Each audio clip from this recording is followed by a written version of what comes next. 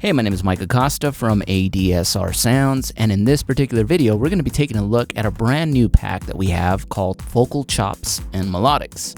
Now, there's a lot of really cool content within this pack, including some bonus sampler instruments, and so I'll be showing you how to install those sampler instruments, how to use them, and how to get creative with some of the content that we've included in the pack.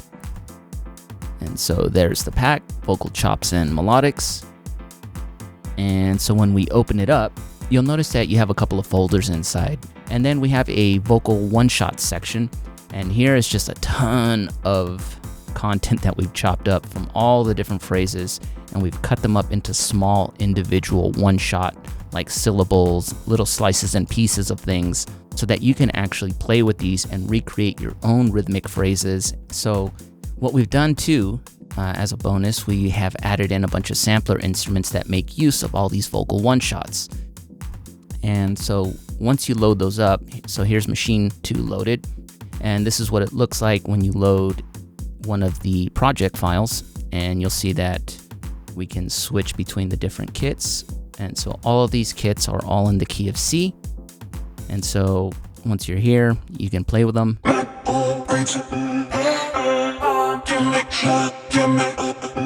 So when you're working in Maschine, it's kind of cool working with these one-shots because you can play around and come up with different rhythmic phrases, or if you want, you can also do the shift keyboard mode and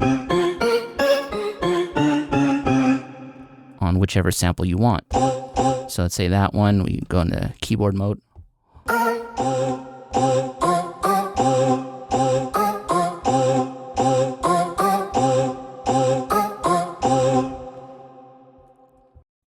And the one thing that's cool with Maschine is that you have all of the different samples laid out, and so again, you can come up with your own rhythmic phrases.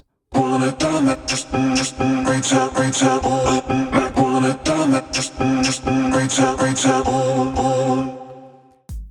so we've also included instruments for Contact 5. So again, you have all of the chopped kits here, all by key, all mapped out in Contact for you already with some effects added, so you can totally adjust it any way that you like. And another really cool thing that we did was we created some custom sampler racks for Ableton Live. And I'll show you how to install this. And one thing to note is that you will need Ableton Live 9 Suite because we make use of the sampler instrument. So you'll need Ableton Live 9 Suite, or you'll just have to have Ableton's sampler. So I'm not sure if you can purchase sampler just by itself, but if you've got sampler, you're good to go. So to install the actual sampler racks for Ableton, whether or not you have Ableton Live running or not, simply double click the ALP file. And then what it'll do is, if you don't have Ableton Live running, it'll actually launch Ableton Live for you, and then it'll start this process. And then what you'll want to do is select a destination for this particular project to be unzipped to. And that's essentially what an ALP is. An ALP is kind of like Ableton's zip file format. And what it's going to do now is unzip the project to a specific location. And then inside that project is where we have all the sampler racks. And then from there, you'll have to save those sampler racks to your user library. So for right now, we're just going to save it to the desktop. We're just going to select the desktop as the destination to put the actual Ableton project. And then once it's all done, what we'll do is we'll go to the desktop, and here we go. So now it's been unzipped, and there it is, ADSR Vocal Chops and Melodics Samplers project. And what you'll do now is you'll go here, open it up, and just open up the regular ALS file. So once this project is loaded, obviously all the sampler racks are here on every single track. And they're all labeled by key. And so the first thing that you'll want to do is you're going to want to save these sampler racks into your user library. And so there's this little icon right here, and you'll just want to click this, and it'll automatically save it into your user library up here. Now, I already have these saved here in a particular location that I've created, and so you can do this later on after you've saved it into your particular user library. You can move it around and make a custom folder or however you want. Your user folder for this is under the user location, under music, and then inside the Ableton folder, and that's where you'll find your user library. And you can go and move them around and add folders and customize it the way that I have it here. And then you just click OK, it copies the media files, and then it places it right in. So you can see I already have the original here, so it added the second one since I just saved it again to show you guys how to do that. And so what we've done right here on the bottom is we've created a custom sampler rack. And the way that we did everything was a pretty cool way to kind of browse through all the different samples in one particular key. And so if you'll see here under the select key section, obviously right now we're on a particular sampler rack that is in the key of C. And if you notice, we go, let's say, to this track here, key of D, then you'll notice that here now it's all in the key of D. And what this allows us to do is we can trigger the sample, obviously. So let's choose this particular track. We can play it up and down.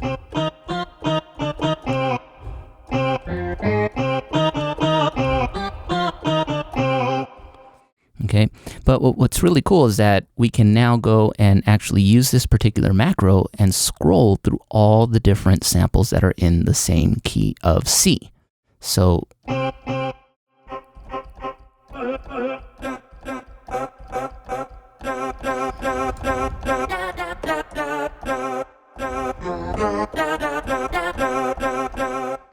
So this allows you, again, to go through all the different samples in one shot and kind of browse and find which one that you actually like. But there's a lot of other really cool creative things that we can do. So we've mapped some other things here. So you have the decay. So you can adjust the decay for every sample. You also have tuning. So you can tune every single sample that you bring up.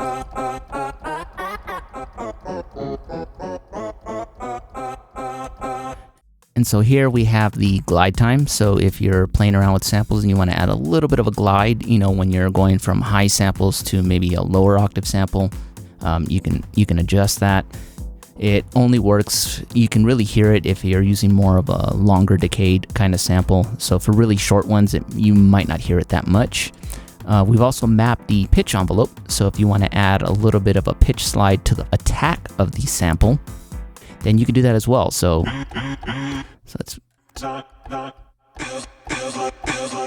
let's see if we pitch it up a little bit, or you can go down, and you kind of get that sliding upward kind of effect. So again, it just really depends on the particular sample and how it will work and sound, but you have that there to, you know, get creative with it and experiment. Now we've also added some effects. So you have your delay times here, so you can adjust the delay. And we also have a macro for the delay time, so you can change the beat of the delay.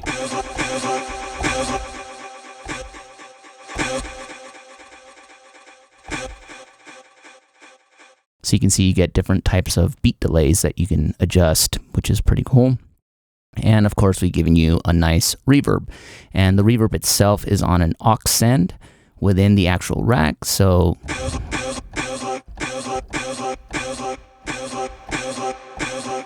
it's not working as an actual insert. So you still have somewhat of the dry signal mixed with the actual wet signal. And you have control over that. So one thing that's really cool, obviously you can take this one macro and let's say you want to assign it to a particular MIDI controller knob. And there, now the control here. So let's say if we want to trigger a sample.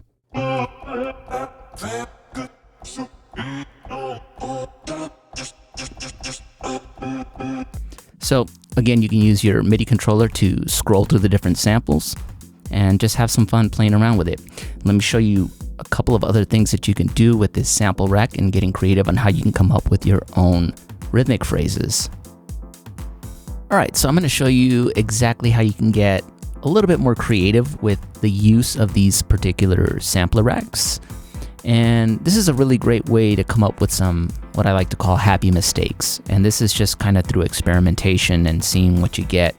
And a lot of times when I do this kind of stuff, I come up with some really cool things that I can use as little ad-libs or little fills and things like that. You never really know what you're going to get, but that's the beauty of it, is, you know, getting these really cool, happy mistakes that, you know, you're just messing around and you kind of discover something that sounds really good. So in this particular scenario, I've recorded a simple MIDI file. You can play a real simple static one note thing. You know, do a simple pattern, or if you want to play something melodic, you can.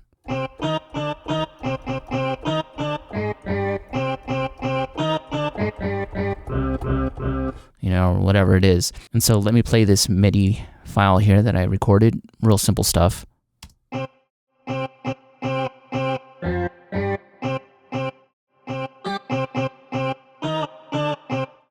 Okay, now since we assigned the actual key select here, the select to scroll between the different samples, we can actually play this and scroll through the samples in real time.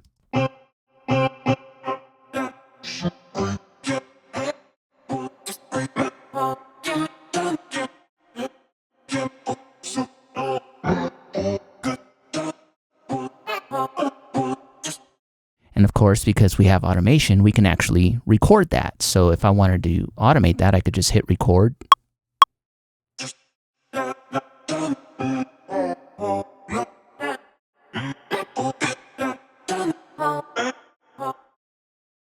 So let me undo this, and I'm going to show you another really cool thing that you can do. If you don't want to, you know, tweak the knobs yourself, there's another really cool thing that you can do. If you have Max for Live, this is an additional thing that you can add to your Live Suite package. By using Max for Live, you can take advantage of the LFO instrument here. And so what we'll do is we'll add that in. And what I'm going to do is add 2 more instances of the Max for Live LFO.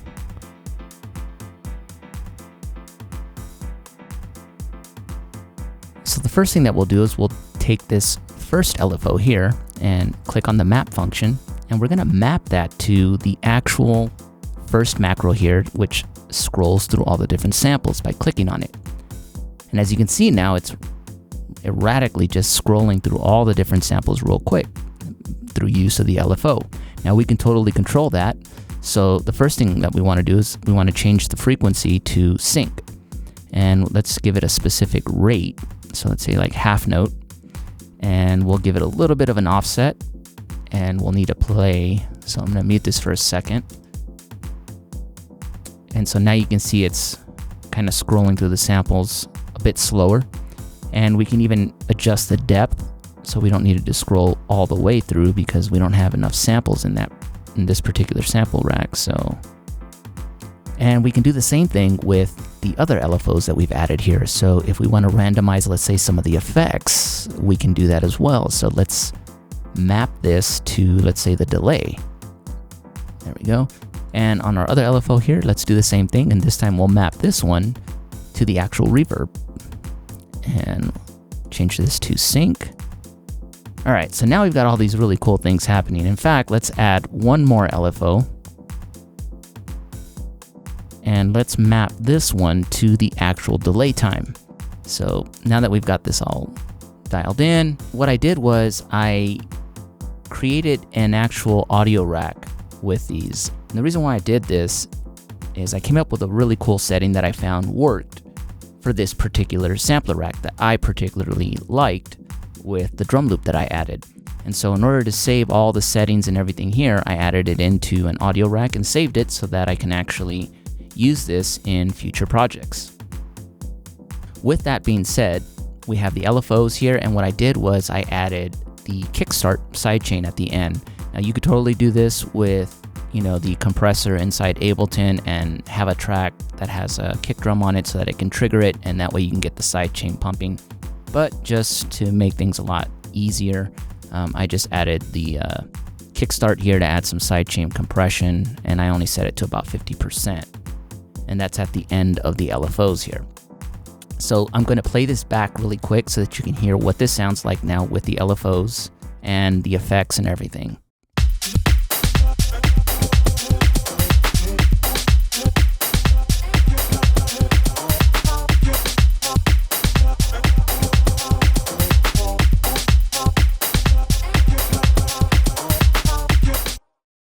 But what we'll do is now is I will take this and I'll just track it in real time to another audio track.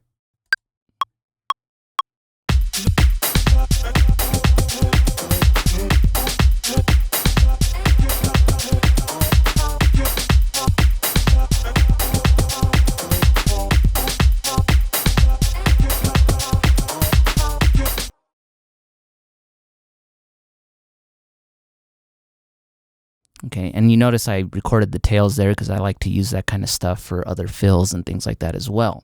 What we'll do is shut this track off. And now, normally what I'll do is I'll go through this one track here and I'll find little sections that I like. So what I'm going to do is I'm going to go through this real quick, cut out some pieces that I like, and then we'll add it back in. All right, so what I've done here, you saw that we captured the track, and what I did was I went through and I sliced out the pieces that I thought were the most interesting, and then I placed them in particular areas in the timeline here that I thought fit well with the actual drum loop. And then remember here at the end we have the tail. So that's just the effect tail. And I did something with that as well. So the effect tail I turned into this.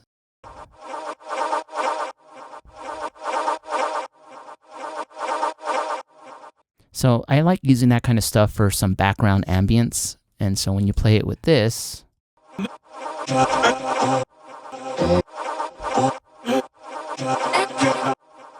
right. And so now when we play this all together, this is what it sounds like.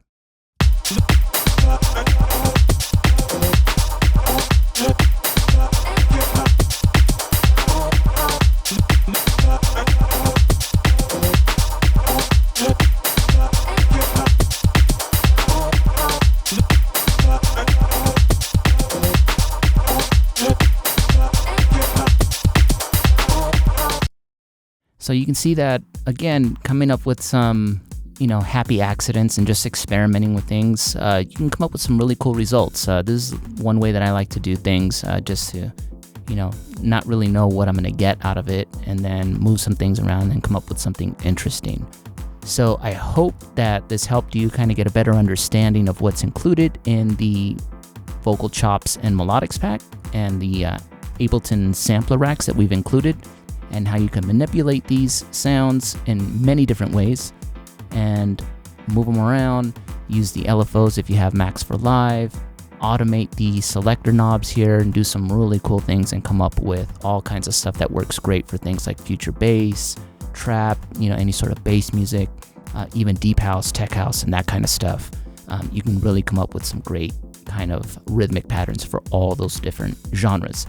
One other thing that I forgot to mention too is that with those melodic loops that we've included, we also give you all the MIDI files. So it is out and available now on ADSRsounds.com, and we hope you enjoy it. We hope you learned something from this particular video on how to use this content. My name is Mike Acosta from ADSR, and I'll see you in the next video. Thanks for watching.